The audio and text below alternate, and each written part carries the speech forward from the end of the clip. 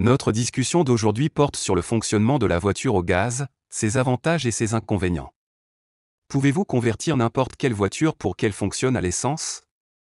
Aujourd'hui, nous parlons de sa solidité, de sa fiabilité, de sa réelle économie de carburant ou non, et pourquoi ne s'est-il pas répandu jusqu'à présent? À grande échelle, mais avant de commencer, je dois souligner que s'occuper des voitures à essence, qu'il s'agisse de forage ou de réparation, nécessite des connaissances et des connaissances, car le système est très dangereux et inflammable. Il existe deux noms pour les voitures à essence et deux abréviations que vous pouvez voir à l'arrière de la voiture, GPL, qui signifie gaz de pétrole liquéfié, qui est du gaz liquéfié, ou CNG, qui signifie gaz naturel comprimé, ou gaz naturel comprimé et un transformateur vers un état liquide. Ce gaz contient deux éléments de base, le gaz butane, qui représente environ 60% et lorsque les deux gaz sont comprimés ensemble ou refroidis, ils se transforment en un liquide placé dans un tube.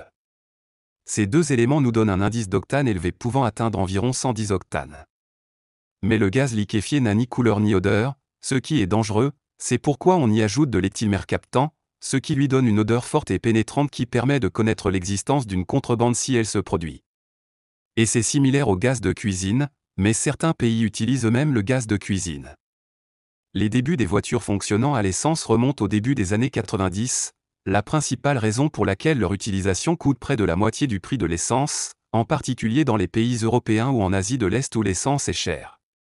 Il existe plus de 600 millions de voitures dans le monde, dont seulement 3% fonctionnent au gaz. Le nombre de voitures fonctionnant au gaz a atteint environ 10 millions de voitures qui desservent environ 20 000 stations-service en Europe. Parmi les plus grands pays utilisant des voitures à essence figurent la Turquie, la Pologne, la Corée du Sud, l'Italie et l'Australie. Et pour clarifier, la voiture peut rouler au gaz uniquement ou à l'essence uniquement pour les deux carburants. Le gaz et l'essence dans le système de livraison sont des carburants indépendants. Expliquons l'idée générale du système sans entrer dans les détails. Par exemple, le gaz est rempli dans des stations spéciales et possède une entrée spéciale et un pistolet spécial installé sur le trou de remplissage et le tournon pour le fixer, mais pour le remplir. Vous remarquerez un grésillement, ce qui est considéré comme normal. Démontez le pistolet et partez. Si le gaz est terminé en appuyant sur un bouton, il peut être converti directement en essence sans aucun problème. Les pièces qui composent le système sont un ordinateur de contrôle, des tuyaux de connexion du réservoir au pulvérisateur, des pulvérisateurs spéciaux, un capteur de température et de pression, un régulateur de pression, un filtre, des soupapes de sécurité et quelques éléments et connexions secondaires. Le gaz liquéfié se trouve dans un réservoir épais et hermétique. Sa première étape est la décompression, car le gaz est présent dans le réservoir, il fait environ 200 bars, soit environ 2008 psi. Le liquide est basé sur lui, l'ordinateur est indépendant avec certains calculs. Il ouvre le nébuliseur suffisamment et à l'heure exacte. Le nébuliseur pulvérise le gaz liquéfié, qui se transforme en vapeur à l'intérieur de la chambre de combustion, après quoi l'étincelle du buggy enflamme le mélange d'air et de gaz, la combustion se fait très naturellement. Le facteur le plus important pour le système est que le coût d'exploitation d'une voiture est environ la moitié du prix de l'essence et parfois moins selon le pays dans lequel vous vous trouvez. Le gaz est plus propre pour l'environnement car il émet 10% de dioxyde de carbone en moins et environ 85% de monoxyde de carbone en moins et donc une meilleure efficacité de combustion. Cela signifie que le moteur peut durer plus longtemps car aucun dépôt ne pénètre dans l'huile ou ne s'accumule sur les balustrades et les vergers. De plus, l'un des avantages est que le taux d'octane est élevé, atteignant environ 110. Cela évite les cognements, les crépitements, les toitures ou les avancées, comme vous l'appelez dans votre pays.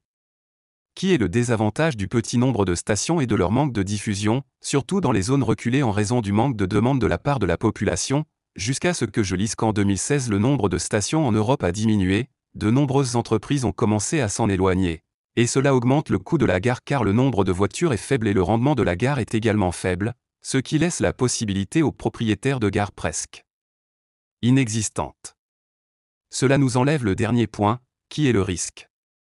J'ai dit le nombre de techniciens autorisés à travailler sur ces voitures ou la présence de techniciens qui savent réparer ces voitures et l'assurance dedans, je laisse l'affaire être dangereuse. De nombreux accidents se sont produits, non pas parce que le système était mauvais, mais parce que la maintenance était finalement mauvaise. En général, la voiture fonctionne au gaz, son couple est seulement plus faible que celui d'une voiture fonctionnant à l'essence et il a généralement besoin de 40% de litres d'essence en plus pour parcourir la même distance par rapport à l'essence. Je veux dire, si le kilométrage moyen avec de l'essence est de 500 km, disons $30. Avec l'essence, cela vous coûtera $42. Le gaz, s'il explose et ne complète pas l'allumage, comme la plupart des clips diffusés sur YouTube. L'endoctrinement est devenu une explosion, mais contrairement à l'essence, dont l'explosion est plusieurs fois plus forte que le gaz, l'essence s'enflamme et ne s'éteint pas facilement. Puis-je convertir n'importe quelle voiture pour qu'elle fonctionne à l'essence? Les voitures le peuvent, mais la plupart des petits moteurs peuvent être modifiés. Le coût du changement du système varie d'environ $1,500 à $2,000.